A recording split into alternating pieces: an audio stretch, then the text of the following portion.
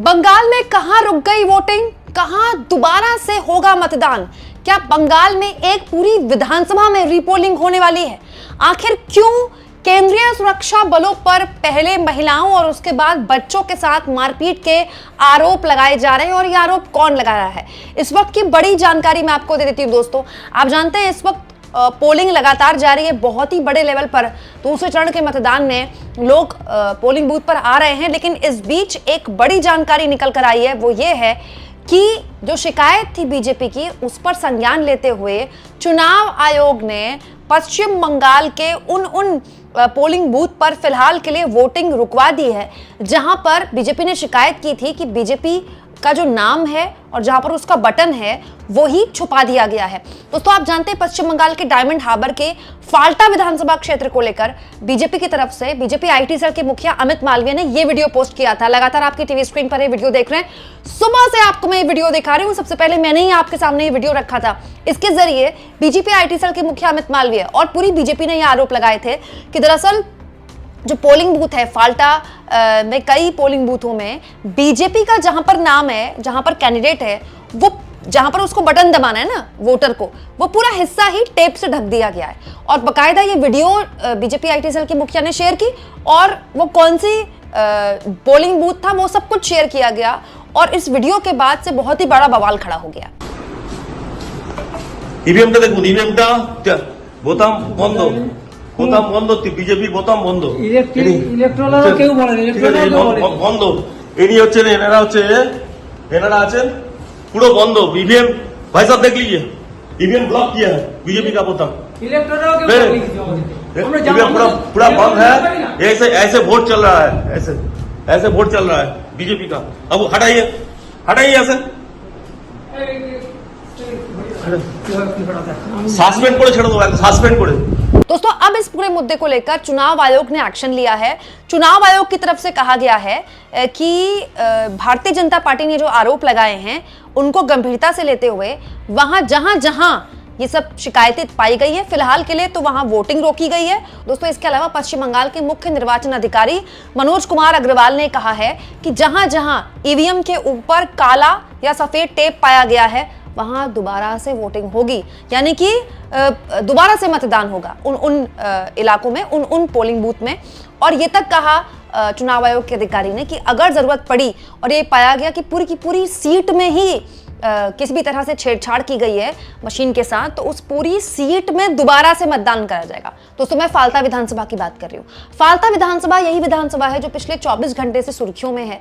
यहाँ से टीएमसी के उम्मीदवार जहांगीर खान मैदान में हैं और बीजेपी उनके खिलाफ बहुत जबरदस्त मोर्चाबंदी कर रही है। बीजेपी का आरोप है कि फाल्टा विधानसभा सीट से जहांगीर खान खड़े हैं, लेकिन जहांगीर खान टीएमसी और अभिषेक बनर्जी के बहुत ही करीबी हैं और पूरे इलाके में टीएमसी को जिताने का काम जहांगीर खान ही करते हैं। हालांकि जब से ये वीडियो वायरल हुआ था, बहुत गंभीर सवाल चुनाव आयोग पर भी खड़े हो गए थे कि ऐसा कैसे हो गया कि इतनी प्रोटेक्शन है, इतनी फोर्स है, चुनाव आयोग इतनी तैयारी करता है, इतने सारे अधिकारी चुनाव आयोग के काम में लगे हैं, फिर कैसे हो गया कि वहां पर एक ईवीएम में इतने बड़े लेवल पर टैंपरिंग हो गई। और अब चुनाव आयोग ने इस पर आखिरकार फैसला लिया है कि उस बूथ में दोबारा से पोलिंग होगी और दोबारा से पोलिंग तो होगी, साथ में अगर जरूरत पड़ी तो पूरे विधानसभा क्षेत्र में दोबारा से पोलिंग होगी।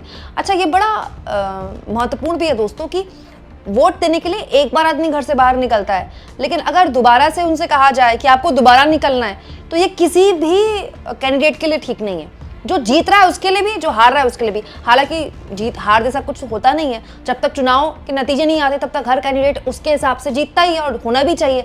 लेकिन अगर एक बार वोटर लाइनों में लग गया, जो कि उसको लगना पड़ता है, मतलब वोटिंग की लाइन छोटी नहीं होती है और इतनी गर्मी है, आप सोचिए अगर रीपोलिंग होती किसी भी बूथ में, तो किसी भी पार्टी के लिए 100% अपने वोटर को दोबारा वहां तक पहुंचाना एक बहुत ही रिस्की कदम है। तो जाहिर तौर पर ये दोनों ही पार्टियों के लिए ठीक नहीं है। देखिए कि चुनाव आयोग ने पहले चरण का मतदान जब हुआ था, तभी सभी पीठासीन अधिकारियों से कहा था कि वो मशीन को सुनिश्चित कर लें कि मशीन में कोई गड़बड़ तो नहीं है, कोई दिक्कत तो नहीं है। तो ये जिम्मेदारी तो पीठासीन अधिकारी की है। वो पीठासीन अधिकारी कौन है जिसके रहते मशीन में इतनी बड़ी गड़बड़ हो गई?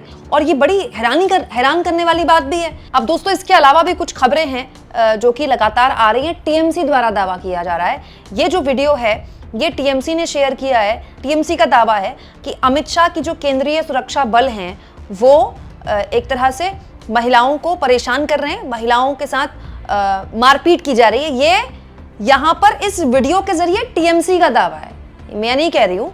यहाँ पर टीएमसी का ये कहना है कि महिलाओं के साथ महिलाओं को इस तरह से भगाया गया।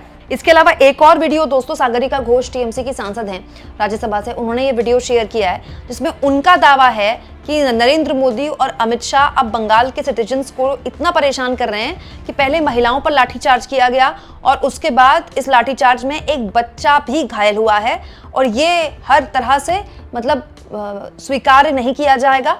और यही कर रहे हैं बीजेपी के सिंघम, मतलब बेसिकली उन सुरक्षा बलों को और उन अधिकारियों को यहाँ पर बिना नाम लिए निशाने पर ले रही है टीएमसी, जिनको सिंघम कहकर पिछले 24 घंटे से मीडिया और बीजेपी वाले एक तरह से हाईलाइट कर रहे हैं। और अब सागरिका घोष कह रही हैं कि ये ठोकशाही जो है किसी भी हाल में बर्दाश्त नहीं की जाएगी। अब टीएमसी दावा कर रही है कि पहले महिलाओं पर लाठीचार्ज किया गया और इस लाठीचार्ज में एक बच्चा भी घायल हुआ है। हालांकि इसको लेकर लगातार अपडेट्स जो आती रहेंगी वो मैं आपको बताऊंगी, लेकिन दूसरे चरण के मतदान में इस तरह की खबरें ज्यादा आ रही हैं, पहले में कम आई हैं। और ये तो मतलब अभी तक पहले चरण के मतदान में भी हमने नहीं सुना कि कहीं रीपोलिंग हो रही है, ठीक है, और ये हो रही है अब, और ये सब कुछ फाल्ता विधानसभा में हो रही है। अब दोस्तों इस फाल्ता विधानसभा के जरिए चुनाव आयोग ने इस बूथ में रीपोलिंग के जरिए एक मैसेज दिया है कि किसी भी तरह की धांधली यहाँ पर बर्दाश्त नहीं की जाएगी, जबकि टीएमसी भी धांधली के आरोप लगा रही है। टीएमसी भी आरोप लगा रही है बीजेपी पर कि बाहरी लोग यहाँ पर दिखाई दे रहे हैं, बाहरी लोगों को बीजेपी यहाँ तक पहुंचा चुकी है।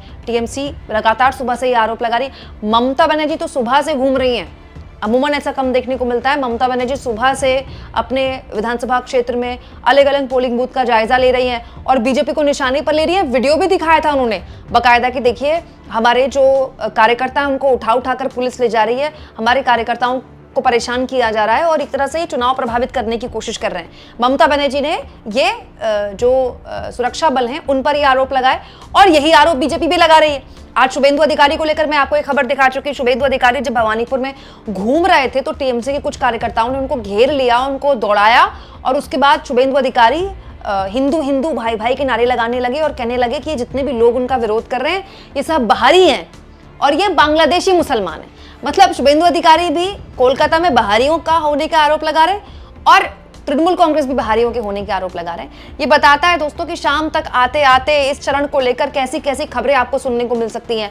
बच्चों पर मारपीट के आरोप लग रहे हैं, महिलाओं के ऊपर लाठीचार्ज के आरोप लग रहे हैं और अब एक विधानसभा के बूथ में तो रीपोलिंग भी होगी, मतदान तक रोक दिया गया है। हालांकि दोस्तों वोटिंग की लंबी लंबी कतारें बता रही है कि उत्साह भी उतना ही है। दोपहर 1 बजे तक बंगाल में 61% वोटिंग हो चुकी है।